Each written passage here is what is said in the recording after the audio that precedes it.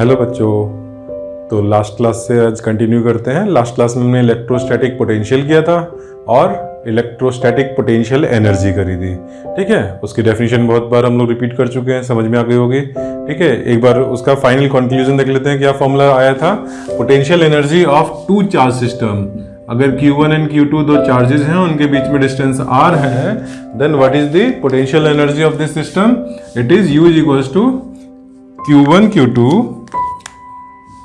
और 1/4 pi epsilon not तो सब में रहता है अपॉन r स्क्वायर था कि नहीं था? r स्क्वायर नहीं था यहाँ पर। ठीक है, पोटेंशियल एनर्जी में फॉर्मूले में 1/r होता है एंड पोटेंशियल में भी 1/r होता है। ऐसा क्यों होता है, कैसे याद रखा जाए? तो तुम्हें याद है फोर्स का जो कूलम्स लॉ था उसमें 1/r स्क्वायर था। ठीक है, और पोटेंशियल एनर्जी फोर्स हमारा 1/r स्क्वायर के प्रोपोर्शनल है। और पोटेंशियल एनर्जी हमारी क्या होती है? पोटेंशियल एनर्जी को हम डिफाइन करते हैं वर्क के टर्म्स में। तो वर्क क्या होता है? वर्क होता है फोर्स इनटू डिस्प्लेसमेंट। तो डिस्प्लेसमेंट हम अभी केवल डायमेंशन की बात कर रहे हैं, तो फोर्स इनटू डिस्प्लेसमेंट हो गया सपोज r। तो अगर F 1/r स्क्वायर के प्रोपोर्शनल है तो ये क्या होगा? 1/r के प्रोपोर्शनल होगा। और वर्क की जो डायमेंशन है वही पोटेंशियल एनर्जी की डायमेंशन है। ठीक है, और अगर मैं चार्ज से डिवाइड कर दूं तो ये क्या हो जाएगा? तो ये पोटेंशियल आ जाएगा। तो पोटेंशियल में भी हमने चार्ज से डिवाइड किया है, तो r की क्या पावर रही? r की पावर -1 रही। ठीक है, तो ये हम लोगों के लिए एक याद रखने के लिए लॉजिक है। नेक्स्ट, पोटेंशियल एनर्जी ये क्या हो गया? Two charge system. दूसरा हमने एक पोटेंशियल का फॉर्मूला किया था, उसके लिए सिचुएशन क्या थी? उसके लिए सिचुएशन ये थी कि एक सोर्स चार्ज है कैपिटल Q, उससे स्मॉल r डिस्टेंस पर एक पॉइंट है, उस पॉइंट पर हम पोटेंशियल लिखते हैं 1/4 पाई एप्सिलॉन नॉट। यहाँ पे कौन सा चार्ज? सोर्स चार्ज, जिसकी वजह से पोटेंशियल है यहाँ पर, अपॉन स्मॉल r।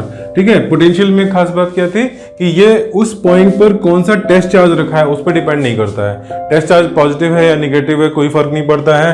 ठीक है, 1 यूनिट है या लार्ज चार्ज है कोई उससे फर्क नहीं पड़ता है। ठीक है, यहाँ पर कौन है, कौन सा चार्ज है, इट डजंट मैटर। और इस पॉइंट की प्रॉपर्टी है potential.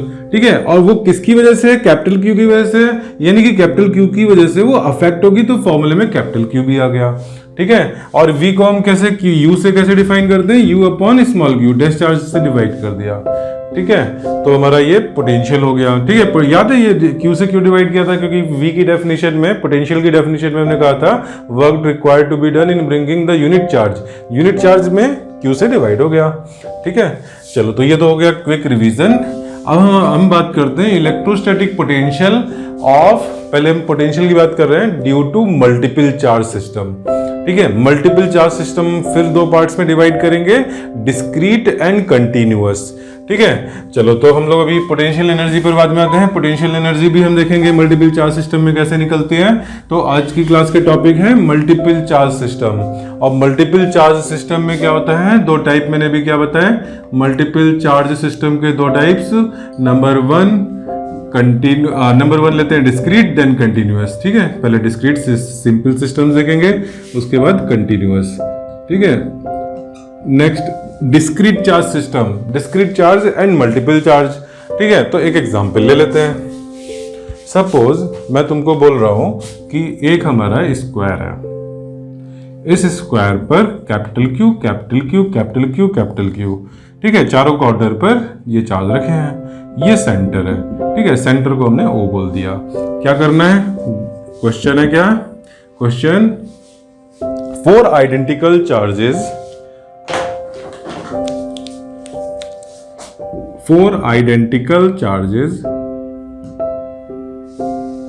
capital Q each are placed at the corners of a square.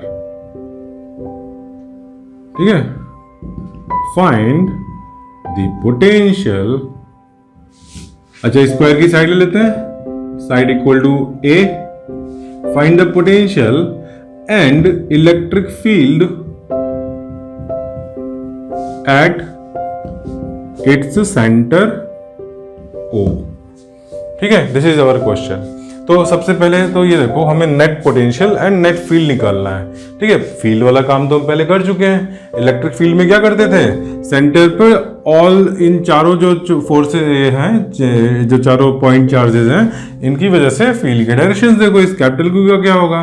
ऐसा होगा। सपोज अभी ई नॉट ले लेते हैं, ठीक है, E naught is the magnitude of field due to capital Q and direction हमने दिखा दिया पॉजिटिव हम एज्यूम करेंगे। जब कोई चार्ज का नेचर नहीं गिवन है तो हम कैपिटल क्यू को पॉजिटिव एज्यूम कर लेते हैं, ठीक है। और ये कैपिटल क्यू का है, ये भी पॉजिटिव है, ठीक है। अच्छा, ये चार्ज अगर इस कैपिटल क्यू ने ई नॉट प्रोड्यूस किया है तो मैग्नीट्यूड ऑफ दिस चार्ज का जो फील्ड होगा वो कितना होगा। तो देखो डिस्टेंस दोनों के सेम है, चार्ज के मैग्नीट्यूड सेम है, तो मैग्नीट्यूड ऑफ फील्ड भी सेम होगा। इस कैपिटल क्यू की वजह से क्या होगा, सॉरी इस वाले कैपिटल क्यू की वजह से अवे और इस कैपिटल क्यू की वजह से इधर अवे, ये भी मैग्नीट्यूड सेम होंगे क्योंकि डिस्टेंसेस सेम है, ठीक है। अब ये सारे वेक्टर एडिशन करोगे, electric field is a vector, तो वेक्टर का वेक्टर एडिशन होता है। वेक्टर एडिशन में क्या होगा, ये दोनों कैंसिल हो जाएंगे, ये दोनों कैंसिल हो जाएंगे, तो नेट इलेक्ट्रिक फील्ड क्या आ गया, आंसर ई नेट इज 0, ठीक है। और दूसरी चीज क्या है, फाइंड नेट पोटेंशियल। पोटेंशियल कैसे आएगा, बताओ, पोटेंशियल भी कैंसिल हो जाएगा क्या, अपोजिट चार्जेस यहाँ पर ऐसे रखे हुए हैं Q Q Q and Q, तो पोटेंशियल भी कैंसिल होगा, no, because potential is scalar. तो पोटेंशियल के केस में क्या करोगे, सेंटर पर सब इंडिविजुअली सारे पोटेंशियल निकालो, ठीक है। इंडिविजुअली यहाँ पर हम पोटेंशियल निकालेंगे तो क्या होगा, तो डिस्टेंस देखो कितना है, डिस्टेंस ये कितना है, a अपॉन रूट 2 है, ठीक है। डायगोनल होगा a इंटू रूट 2, तो half of that a by root 2। तो इस कैपिटल क्यू की वजह से जो यहाँ पोटेंशियल आएगा due to one of the charge that will be 1 by 4 pi epsilon not capital Q by R, और r कितना है a upon root 2, a upon root 2 को ऊपर ले आते हैं, ठीक है। तो ये हो गया हमारा root 2 Q upon 4 pi epsilon naught a, this is due to one of the charges. अब सेकेंड चार्ज की वजह से लिखोगे वो भी यही होगा, थर्ड की वजह से भी यही होगा, फोर्थ की वजह से भी यही होगा, ठीक है। और क्योंकि स्केलर है, स्केलर कैसे ऐड होगा, स्केलर वे में, अगर 4 स्केलर इक्वल मैग्नीट्यूड के होंगे उनको ऐड करोगे तो 4 टाइम्स हो जाएगा, तो इसका क्या कर दें, 4 टाइम्स कर दिया, तो this is the V net, ठीक है। इसको सॉल्व कर लेंगे, 4 4 कैंसिल कर दो, root 2 Q upon pi epsilon naught a, ठीक, समझ में आया।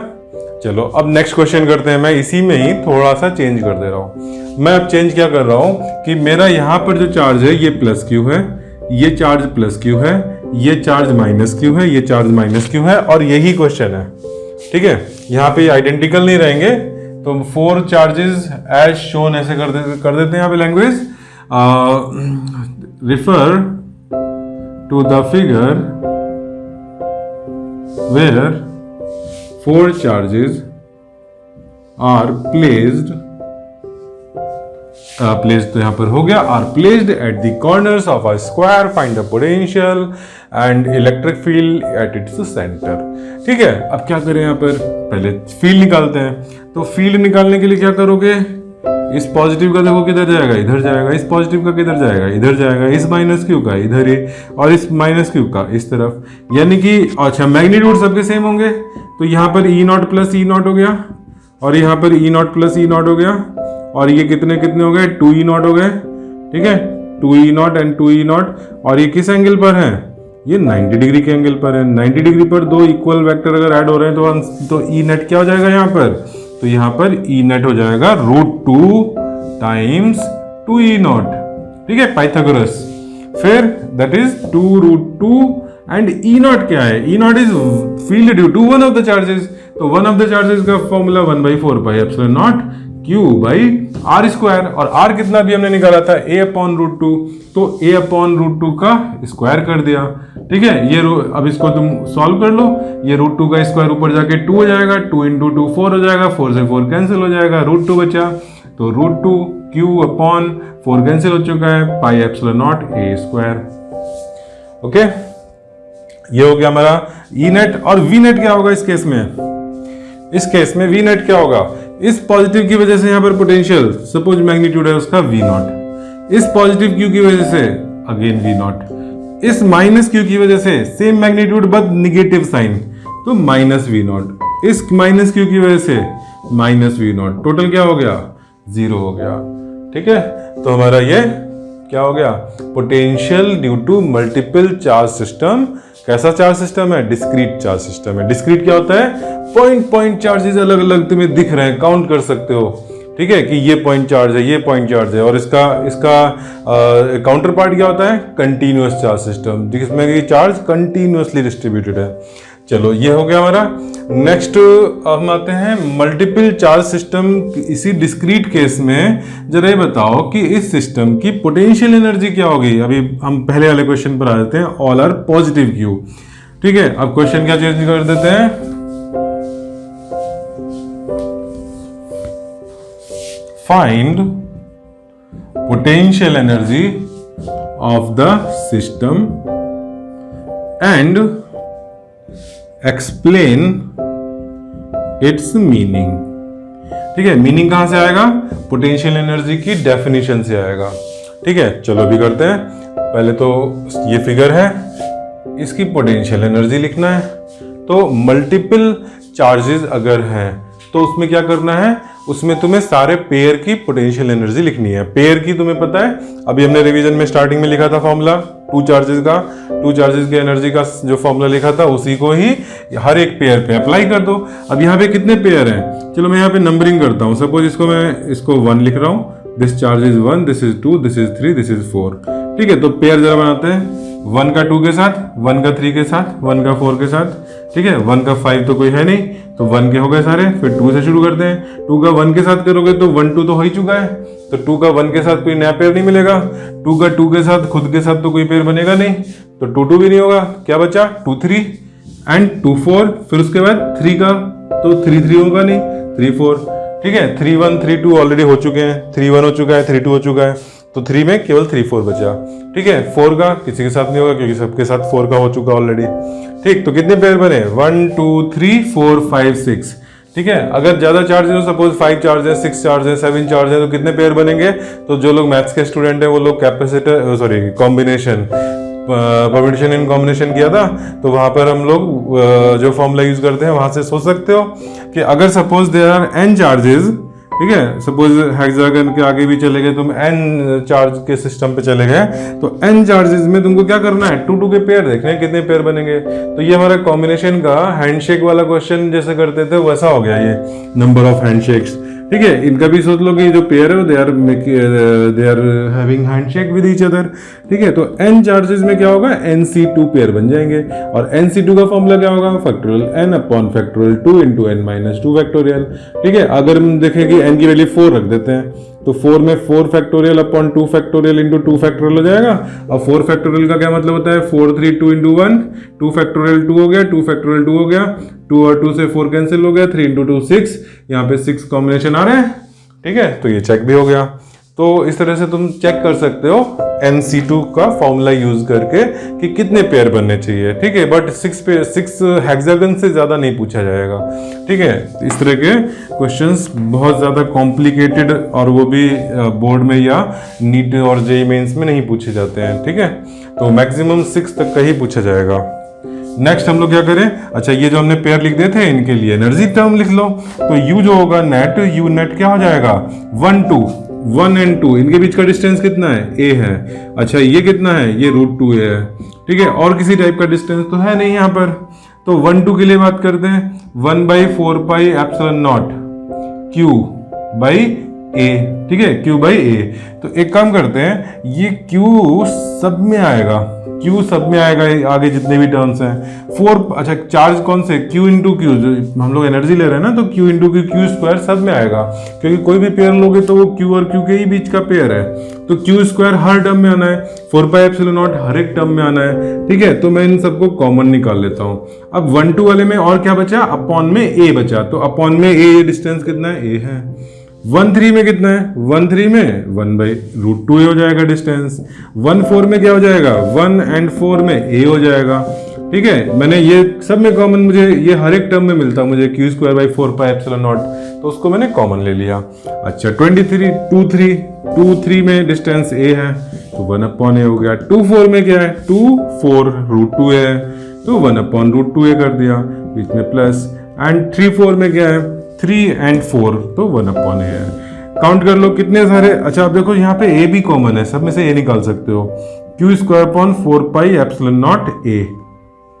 ठीक है, अच्छा अब ये देखो 1/a कितने हैं, 4, ये काम हम यहीं पे देख सकते थे कि कितने सारे ए वाले हैं, तो 1 2 3 4, तो मैं यहाँ पे सीधे 4 इंटू 1/a लिख सकता था, तो 4 हो गया। और कितने डायगोनल्स हैं, तो 2 डायगोनल्स हैं, 2 डायगोनल्स क्या हो गया, तो ट्वाइस ऑफ नीचे √2 और ए तो हमने बाहर ले ही लिया है। ठीक है, अब ये सॉल्व होकर के क्या हो जाएगा, q² 4πε0 ए, और यहाँ पे तुम 2 और निकाल सकते हो, नीचे 2 से कैंसिल कर सकते हो। ठीक है, तो ऐसा करते हैं, यहाँ पे 2 से कैंसिल कर दिया और यहाँ से 2 निकला तो क्या हो गया, 2 + 1/√2, 2 + 1/√2। अब इसको सॉल्व करना तुम्हारे ऊपर है। ठीक है, नहीं तो एज इट इज छोड़ दो इसको। ठीक है, तो समझ में आया। मल्टीपल चार्ज सिस्टम में हम एनर्जी कैसे निकालते हैं, तो by choosing all the pairs and writing the potential energy term for each of the pair. ठीक है, हो गया काम, find the potential energy of the system. अब मुझे एक्सप्लेन इट्स मीनिंग, तो इसका मीनिंग क्या होगा, तो इसका मीनिंग ये होगा कि this is the energy required in arranging these 4 charges as shown here from infinity. ठीक है, ये 4 जो चार्जेस हैं they were infinitely apart from each other. ठीक है, ऐसा भी नहीं कि 2 चार्जेस एक तरफ इन्फिनिटी पे और 2 चार्जेस एक तरफ इन्फिनिटी में, बट वो 2 चार्जेस पास पास में थे, वो नहीं। ठीक है, हर चार्ज एक दूसरे से, यानी किसी एक चार्ज को देखा तो इनिशियली क्या होना चाहिए, बाकी तीनों से वो इनफाइनाइट पर होना चाहिए। ठीक है, दूसरा चार्ज देखा तो वो रिमेनिंग 3 से इनफाइनाइट डिस्टेंस पर होना चाहिए। यानी ये सब चारों अलग अलग कॉर्नर से आ रहे हैं और वो उनको हम यहाँ पर लाके रख रहे हैं। अब उनको साइमल्टेनियसली लेके आ रहे हो, या पहले एक को लेके आए, फिर दूसरे को लेके आए, फिर तीसरे को लेके आए, किसी भी तरह से कर सकते हो, उससे कोई फर्क नहीं पड़ता है, एनर्जी विल बी सेम। ठीक है, तो हम यहाँ पे, अच्छा फर्स्ट वाले को हम कहीं इनफाइनाइट से यहाँ पर लेके आए, उसमें कोई वर्क नहीं होगा क्योंकि इनफाइनाइट से उसको लेके आ रहे हो, और बाकी तीनों तो अभी इस पॉइंट से इनफाइनाइट लिए हुए हैं, तो उन तीनों का यहाँ पर कोई फोर्स नहीं होगा। तो ये फर्स्ट चार्ज को इनफाइनाइट से यहाँ लाने में कोई वर्क डन नहीं होगा। तो तुम स्टार्टिंग अपने प्रोसेस का ऐसा भी कर सकते हो कि फर्स्ट चार्ज तो यहीं पे रखा हुआ है, फर्स्ट चार्ज यहाँ रखा है, अब सेकंड चार्ज को लेकर के आए यहाँ पर अरेंज किया। ठीक है, सेकंड चार्ज को यहाँ लाने में कितना वर्क डन हुआ, तो वो इस पेयर की पोटेंशियल एनर्जी के इक्वल हो गया। फिर सेकंड हो गया, थर्ड चार्ज को लेके आए, थर्ड को यहाँ लाने में उसने इन दोनों के फील्ड को रेजिस्ट किया। ठीक है, तो इन दोनों के फील्ड के अगेंस्ट जो उसने वर्क किया, वो एक ये वाला पेयर पोटेंशियल एनर्जी, एक इस वाले पेयर का पोटेंशियल एनर्जी। फिर थर्ड को लेके आए, थर्ड को यहाँ पे सॉरी फोर्थ, थर्ड हो गया, फोर्थ को लेके आए, फोर्थ ने किन का फील्ड रेजिस्ट किया या फेस किया, तो 1 2 और 3 तीनों का फील्ड फेस किया। तो उसका तीनों के साथ एनर्जी का जो पेयरिंग होगी, उससे जो टर्म्स आएंगे वो हमें टोटल वर्क डन देंगे। ठीक है, तो ये हमारी टोटल एनर्जी का क्या इंटरप्रिटेशन हो गया कि this potential energy represents the total work required to be done in bringing these charges from infinity to this arrangement। ठीक है, अच्छा अब यहां पे मैंने जो वर्ड यूज किया, work required to be done, ये कौन कर रहा है। ठीक है, जब भी हम वर्क की बात करें तो हमें तुरंत अपने से क्वेश्चन पूछना चाहिए कि who is doing this work. Work is always done by some force. ठीक है, तो कौन सा फोर्स, तो ये एक्सटर्नल फोर्स जो उसको लेके आ रहा है, एक्सटर्नल एजेंट जो उसको लेके आ रहा है। ठीक है, अच्छा अगर मैं यहाँ पे पूछता कि what is the work required to be done by the electrostatic forces, तो आंसर क्या होता, तो work done by electrostatic forces will be negative of the change in potential energy. ठीक है, क्योंकि पोटेंशियल एनर्जी कैसे डिफाइन हुई थी, पोटेंशियल एनर्जी ऐसे डिफाइन हुई थी, negative of work done by electrostatic forces. तो जब हमें इलेक्ट्रोस्टैटिक फोर्सेस, सपोज मैंने ESF लिख दिया, जब मुझे W पूछा जाएगा work done by electrostatic forces, तो मैं माइनस उधर ले जाऊंगा, माइनस डेल्टा U। तो ये जो आंसर है इसका एक माइनस साइन लगा दिया इसके ही बाहर, तो हमें क्या मिलेगा, work done by electrostatic forces मिल जाएगा। ठीक है, एक बार फिर से एक इसमें जो हम लोग work done by external force कहते हैं, तो क्या क्वेश्चन रखना है, क्वेश्चन ये रखना है कि उसमें चार्जेस वेरी वेरी स्लोली आ रहे हैं या keeping their kinetic energy constant आ रहे हैं।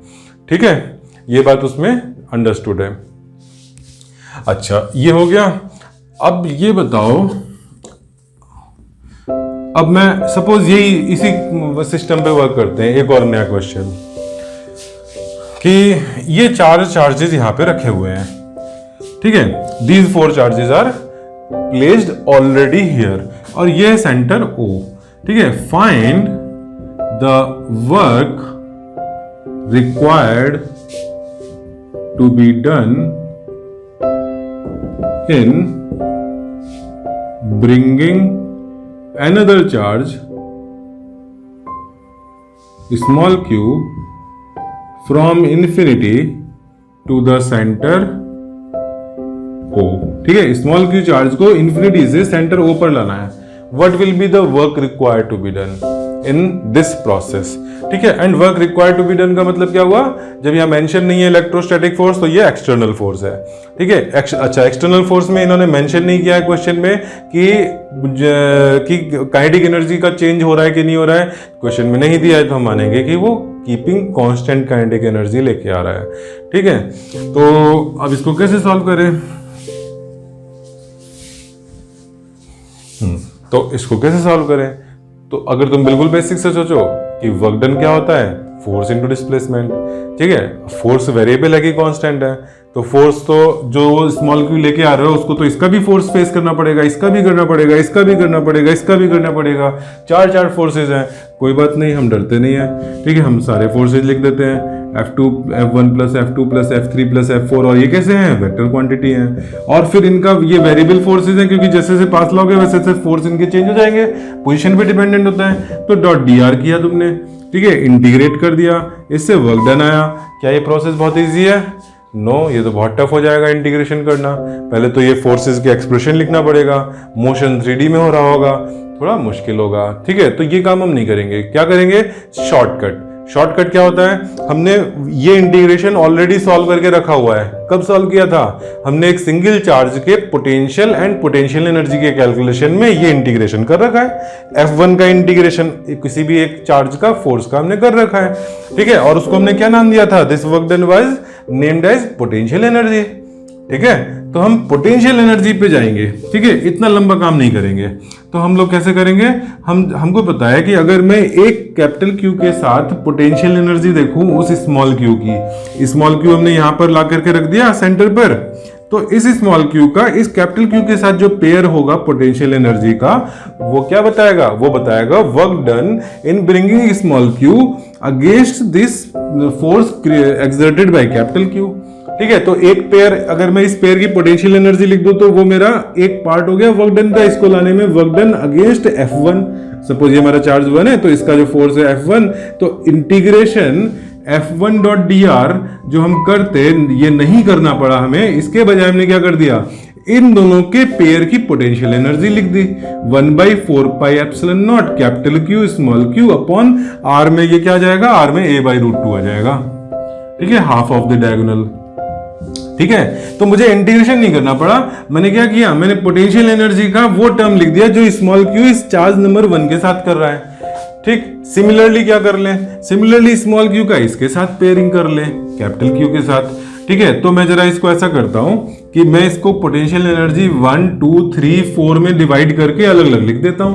ठीक है, तो स्मॉल जो मैंने U1 लिखा वो क्या है, वो है work done in bringing against this capital Q जो फर्स्ट चार्ज है उसके फोर्स के अगेंस्ट, तो वो पोटेंशियल एनर्जी टर्म हो गया 1/4 pi epsilon not Q1 upon A/√2। U2 क्या हो गया, U2 is the work done against the force created by Q2।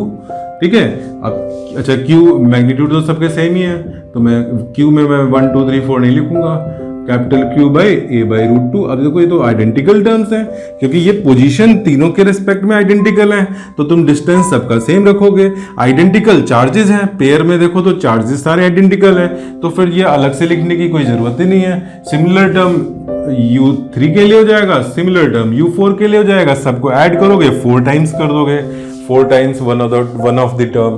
ठीक है, दिस इज 4 टाइम्स, तो 4 से 1/4 pi epsilon not Q upon A/√2। ठीक है, तो तुम्हारा क्या हो जाएगा आंसर, 4 कैंसिल होकर के √2Q upon pi epsilon naught A हो गया।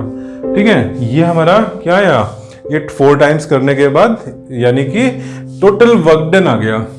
ठीक है, अच्छा इसी चीज को एक दूसरे चीज तरह से हम देखते हैं। ये तुम्हारा हो गया मेथड नंबर 1। मेथड 1 में हमने क्या किया, जरा सा समराइज करें। हमने मेथड 1 में इस चार्ज के पेयरिंग करी अदर चार्जेस के साथ, क्या नहीं किया हमने इस पेयरिंग को नहीं काउंट किया है, ये पेयरिंग को काउंट नहीं किया है, क्योंकि ये पेयरिंग तो पूरे सिस्टम की पोटेंशियल एनर्जी होती है। हमें पूरे सिस्टम की नहीं करनी है, हमें पूरा सिस्टम अरेंज नहीं करना है, हमें 1 2 3 4 तो ऑलरेडी अरेंज करके दिए हुए हैं, बस केवल 5th चार्ज स्मॉल क्यू को लेके आना है। तो ओनली 5th को लेके आना है, तो ओनली 5th का पेयरिंग करना है 1 2 3 4 के साथ, वो मैंने यहाँ पे किया है। ठीक है, अब इसका मेथड 2 क्या है? मेथड 2 ये है कि तुम पॉइंट जो सेंटर पर है वहां पर अभी इस क्यू को मत रखो, और यहां इस सेंटर पर हम v लिख देते हैं। ये पॉइंट O है तो v at O लिख देते हैं। अब v at O कैसे लिखा जाएगा? अभी हम लोगों ने एग्जाम्पल कर रखा है कि इन चार्ज की वजह से जो पोटेंशियल होंगे सारे ऐड हो जाएंगे, स्केलर क्वांटिटी है, सिंपली ऐड हो जाएगा, और सभी की वजह से जो मैग्नीट्यूड है वो क्या है? सेम है। तो 1/4 pi epsilon not capital Q upon A by root 2, this is the potential due to one of the charge. ठीक है, कैपिटल Q एक सिंगल चार्ज की वजह से सेंटर पर ये पोटेंशियल है। अब चारों की वजह से बिल्कुल आइडेंटिकल टर्म्स 4 टाइम्स आएंगे, तो 4 टाइम्स कर दिया। ये क्या हो गया? ये तो पोटेंशियल हुआ। हमें क्या चाहिए? हमें वर्क डन चाहिए। वर्क डन किससे रिलेटेड है? पोटेंशियल एनर्जी से रिलेटेड है। तो work done means potential energy U। ठीक है, work done by what? External force. हमने work required to be done लिखा है, तो अंडरस्टूड है कि हमें यहाँ पॉजिटिव साइन लेना है। ठीक है, तो ये U कैसे आएगा? तो ये तुम्हें पता है कि U अपॉन Q क्या होता है? V होता है। तो अपॉन Q इधर ले गए तो Q इंटू V हो गया। ये कौन सा Q? जो टेस्ट चार्ज हम यहाँ लेके आ रहे हैं। ठीक है, टेस्ट चार्ज जिसको कि हम उस पॉइंट पर रखेंगे O पर। तो हमने potential at O, this is potential at O into test charge which is to be brought from infinity to this point। ठीक है, तो ये हमारा V into Q, और ये V तुम्हारा ऑलरेडी लिखा हुआ है, 4 कैंसिल हुआ, और स्मॉल q इसमें मल्टीप्लाई कर दो तो √2 पड़ जाते हैं। √2 capital Q upon into small q upon pi epsilon naught A। This is the answer. ये हमारा अभी पिछला वाला जो आंसर था उससे बिल्कुल मैच कर रहा है। ठीक है, तो this is the complete concept. हमने क्या क्या किया? पोटेंशियल एनर्जी करी due to the whole system of discrete charges, और क्या किया? पोटेंशियल किया, और फिर हमने यहाँ पे पोटेंशियल एनर्जी के कॉन्सेप्ट का यूज भी देख लिया। ठीक है, कि वर्क डन में हम उसको कैसे यूज करते हैं। ठीक है, चलो एक ऐसा ही क्वेश्चन और कर लेते हैं। बिल्कुल ऐसा ही। क्या करना है उसमें हम एक काम करते हैं। क्या करते हैं कि ये जो कैपिटल Q चार्ज है, चार्ज नंबर 2, इस कैपिटल Q को शिफ्ट करा के सेंटर पे लेके आते हैं। ठीक है, मैं इन्फिनिटी से नहीं लेके आ रहा हूं, मैं इन्हीं चार में से एक चार्ज को उठा के यहां कर दे रहा हूं। ठीक है, is required to be done in bringing charge capital Q kept at point 2 to the center O। कैसे किया जाए? तो जब तुम्हें वर्क डन चाहिए होता है तो क्या करोगे? वर्क डन को क्या करोगे? जिस चार्ज को तुम्हें मूव कराना है वो चार्ज इनटू डेल्टा V। ठीक है, ये ऐसे कर सकते हो, या अगर हम मेथड 1 जो हमने किया था अभी पिछले क्वेश्चन में उस हिसाब से करें तो हम क्या कहेंगे? Work done is equals to change in potential energy. ये वर्क डन कौन सा है? बाय एक्सटर्नल फोर्स, क्योंकि हमारी लैंग्वेज ऐसी है, work required to be done, तो ये बाय एक्सटर्नल फोर्स होता है। ठीक है, बाय एक्सटर्नल फोर्स। तो work done by external force delta U होता है। तो चाहो तो तुम डेल्टा U कैलकुलेट कर लो, चाहो तो तुम डेल्टा U की डेफिनेशन यूज कर लो कि जो चार्ज मूव कर रहे हैं that charge into delta V। ठीक है, दोनों से बिल्कुल सेम स्टेप्स होंगे, किसी में कोई ज्यादा स्टेप्स या कम स्टेप्स नहीं है, दोनों में सेम चीज है। ठीक है, तो चलो मैं इससे कर देता हूं। कौन सा चार्ज मूव करा रहे हैं? कैपिटल Q, तो मैंने कैपिटल Q रखा। Now what is delta V? Delta V is V final minus V initial. V final कौन सा है? ये। तो इस पोजीशन पर V कितना है? अच्छा, ये चार्ज तो मूव करा के यहां ले आए तो इसका पोटेंशियल यहां काउंट नहीं होगा। ठीक है, ये तो हमारा चार्ज मूविंग चार्ज है, तो इसका पोटेंशियल में कंट्रीब्यूशन नहीं होगा। ये अब टेस्ट चार्ज बन गया। अब सोर्स चार्ज कौन है? सोर्स चार्ज है ये तीनों चार्जेस। ठीक है, इन 3 चार्जेस का जो सोर्स चार्ज की जो पोटेंशियल क्रिएट होगा वो हमें काउंट करना है। ठीक है, तो V final minus V initial. ठीक है, अभी इस Q को यहां से हटा देते हैं क्योंकि उसको तो मूव कराना है। ठीक है, और इनिशियल पॉइंट कहां पर है? ये इनिशियल पॉइंट है। ठीक है, इनिशियल एंड फाइनल। तो इनिशियल पॉइंट पर पोटेंशियल क्या होगा इन तीन की वजह से, चलो लिखते हैं। नहीं, अभी तो हम फाइनल लिखेंगे, पहले फाइनल लिखना है। तो फाइनल पे क्या होगा, तो फाइनल पे तो जो अभी हम लिख रहे थे बस उसको 3 टाइम्स करना है। ठीक है, क्या लिख रहे थे, Q/4πε0 A/√2 लिख रहे थे। इसका हमने अभी प्रीवियसली तो 4 टाइम्स किया था क्योंकि चारों की वजह से निकालना है, लेकिन अभी तो 3 की वजह से निकालना है तो 3 टाइम्स किया। ठीक है, और माइनस इनिशियल। इनिशियल कैसे लिखा जाएगा, तो इनिशियल पर पोटेंशियल किस किस की वजह से होगा, इन तीनों की वजह से होगा। इस चार्ज का डिस्टेंस कितना है, a है। इसका कितना है, इसका तो √2 है, थोड़ा सा डिफरेंट हो गया। इसका कितना है, इसका a है। तो अब इन तीनों को v इनिशियल, मैं यहाँ पे एक ब्रैकेट और लगा देता हूँ, चलो इसको बिग ये कर दिया हमने, कैपिटल ब्रैकेट और यहाँ स्मॉल ब्रैकेट। स्मॉल ब्रैकेट, इसका पोटेंशियल स्मॉल a डिस्टेंस, तो Q4πε0 a। ठीक है, क्या ध्यान रखना है, डिस्टेंस सही होना चाहिए। ठीक है, चार्ज नंबर 1। चार्ज नंबर 4 से डिस्टेंस कितना है, √2 है, तो Q/4πε0 √2a। और लास्ट में ये वाला चार्ज जो जिसको हमने नंबर 3 नाम दिया है, चार्ज नंबर 3 का डिस्टेंस स्मॉल है, तो Q/4πε0 स्मॉल है। ठीक है, और अब हम कैपिटल ब्रैकेट को क्लोज कर देते हैं। ठीक, इसको सॉल्व कर लोगे, इसको हम छोड़ दे रहे हैं।